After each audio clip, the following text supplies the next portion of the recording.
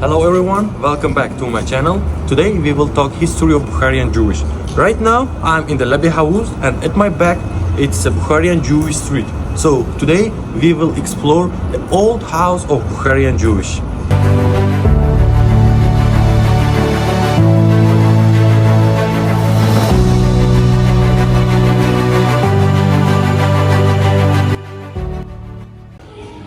So right now we are with the manager of this old house, Mr. Sherzod. Good morning, Mr. Sherzod. Good morning.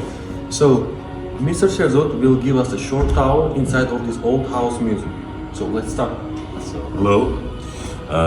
Today we are staying, now we are located in the center of the old city of Bukhara in Noorderbeek Hotel. And here we have the museums about the Bukharian Jewish. We have the old houses, we have the cellar, we have the big gallery about the Bukharian Jewish. So let's start.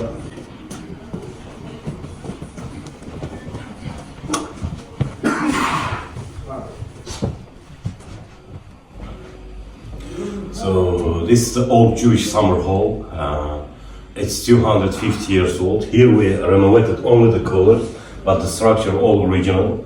All original. It's a handmade, made from gypsum. And it was used as a guest room, as a summer guest hall to meet the guests, to make the parties, to make the meetings.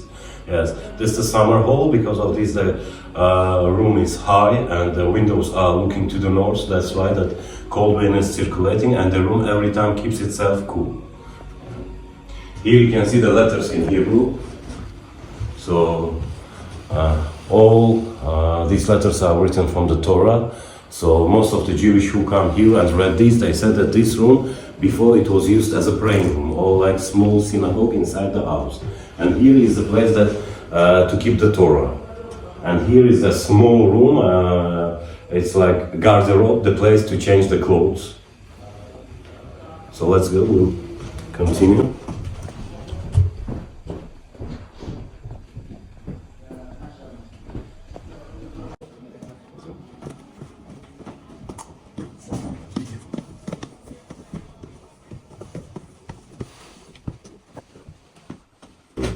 Here is the cellar. This cellar is 250 years old. Before it was used as a food storage, they kept here food, wine. But anyway, in the hot time of the summer, in the hot time of the day, all with the family came here and waited till the outside the temperature will be more lower. Because that if the hot time, if outside is 45-50 degrees, here maximum 20 degrees. So here we have the box. This box is 150 years old for the women clothes, dress. That one is 250 years old for the gold and jewelry. And these boxes are the reason why we opened the museum, why we opened the gallery about the Bukharian Jewish. In 2023, in May, to our hotel came old lady. She came from Israel, and she was 74 years old. And she entered our old room, which is 420 years old. At the end, we will show you. And that time, the boxes were outside of that room in the courtyard. So she saw that box, she saw that room and started to cry.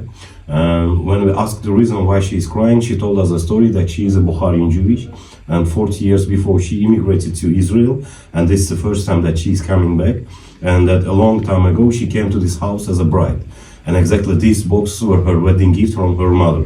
That's why she cried all day long, and she said that in that room. After that, for 3 days more, she lived here in our hotel. When the leaving time, she asked us to open the museum about the Bukharian Jewish.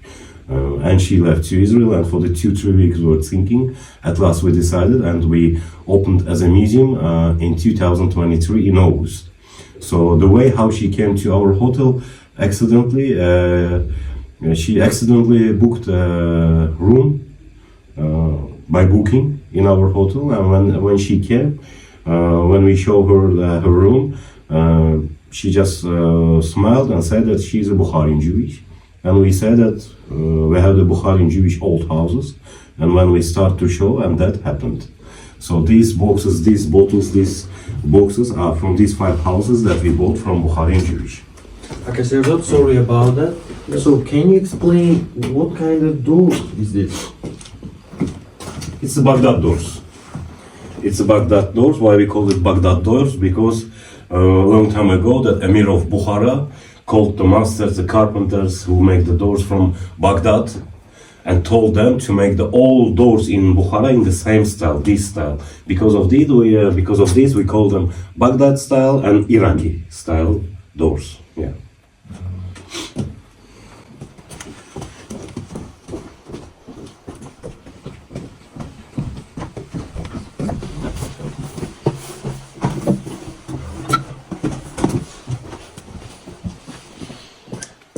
And here is our gallery.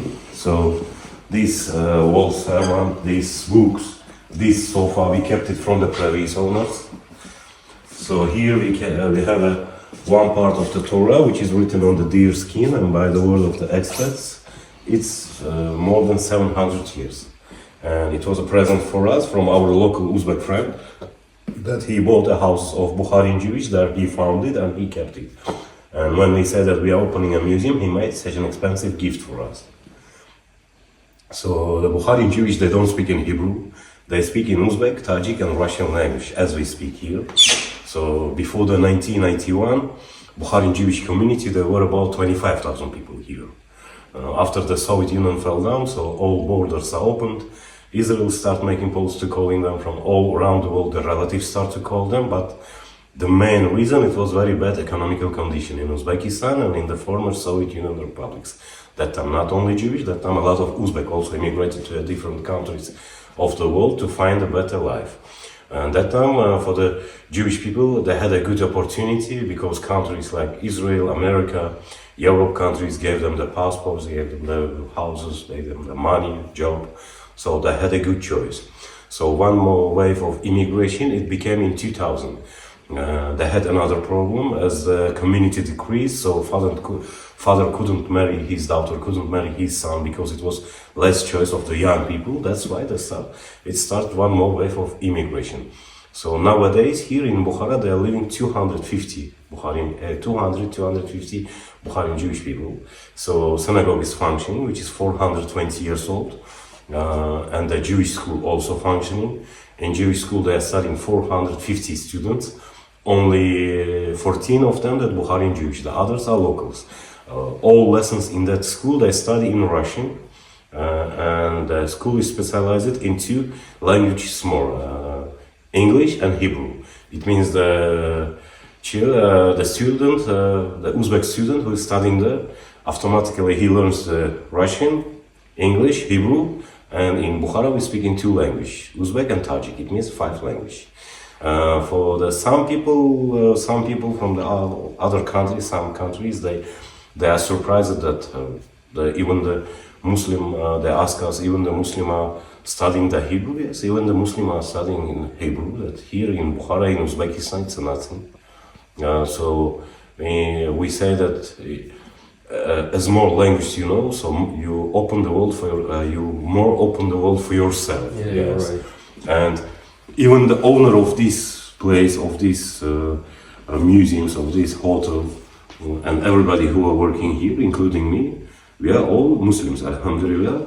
Yes, we are all Muslims. And again, for the some peoples, for the some tourists, it became a while that they ask us however that Muslim opened the Jewish museum.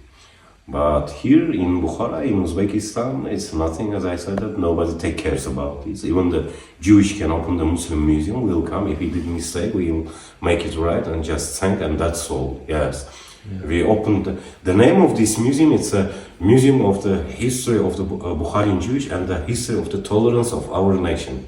It means for how many thousand years we are living together with all nation, with all religions, with all confession, like one family. We never seen any difference in the people because of their nation, because of their religion, because of their language, or because of their skin color. Yeah. So even when the war started between Israel and Palestine in the world, it started that people started blaming the Jewish nation like this. But here in Uzbekistan, here in Bukhara, nothing changed. As we lived before, we are living. So here we say that there is no bad nation. There are bad people, right? Because of the some maybe 1,000, maybe 5,000, maybe 10,000 bad people, we cannot blame the whole nation. And so everybody living, as I said, like one family. So here you can see all photos related to Bukharian Jewish. So you can see that the faces also same as our local Uzbek people, the wearings. Bukharian Jewish, as they living here more than 1,500 years, they are more assimilated. You cannot find any difference in the speaking, in the wearing, in the face, all the same. Yeah. Here you can see this photo. Here is the Mullah Jora. He was the rabbin. He was a rabbin in maybe 900 years, 1,900 years. He was a rabbin, and this photo sent us that. Maybe 3-4 months before, here came the old lady. She came from America, and she said that she is also Bukharian Jewish, and for the 50 years she's living in America. And she was surprised by our museum and sent us her grandpa's photo. Great. So here you can see the photo. It's a good example for everybody. Here the three heads of the religions of the Bukhara region are discussing some problems, or not problems, maybe what to do, some celebrating and stuff. And they every time they congratulate each other, they every time meet with each other. Yeah, but we put this photo because this man, he's the last rabbin of the synagogue. He died in 2018, and after that, I don't know, but in Israel they make the decision that there is no need to keep the rabbin for the 200 people. Yes. So nowadays the functions of rabbin, making that chairman of the Bukharian Jewish community is Ischakov Avram Borisich. So here you can see this photo. He's also Bukharian Jewish. He's a famous Bukharian Jewish in the world. Everybody calls him King of Diamonds. So Lev Levayev. Yeah. The owner of DBS, right? Yes. So here you can see one more famous Bukharian Jewish, Yakub Arabov. He moved to America and opened their company, Jacob and Company, and he products very expensive watches. Yeah. Starts from $1 million. Yeah. I don't know, but I heard that one of his watch he sold maybe for the 16 or 18 million dollars. Here. Yeah.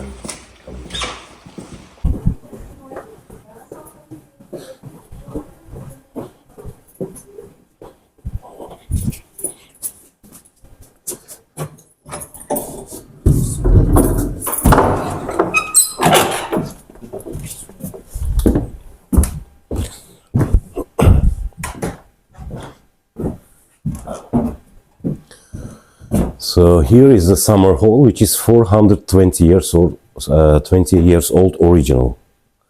It was built together at the same time with the synagogue. After this wall is the synagogue, we share one wall with the synagogue, and after this wall it's a Jewish school. The previous owner, his name is Salomon, he immigrated to Brooklyn, America in 1998. That time he didn't sold, he just closed and went to America. He came back in 2018, and that time he sold. And the owner of our hotel, he bought it. Initially, he planned to build here a hotel, but when he opened these doors, he saw this beauty. He heard the history of this house. He decided to keep it because a lot of houses like this were destroyed before and built hotels.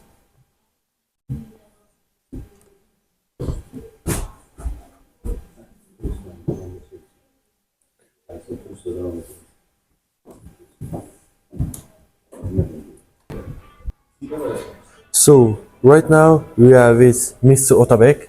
Assalamu alaikum. Otabek. He is the owner of this house, so he can speak in English, but he will talk a little bit about this house in Russian language. So, Мы зашли в бухарский еврейский дом. Наши дома, у нас было раньше 5 еврейских домов здесь. За 23 года мы купили 5 еврейских домов. Остался 2 комнаты. Вот эта комната, примерно 250-летняя комната, сохранена в всем оригинальном виде.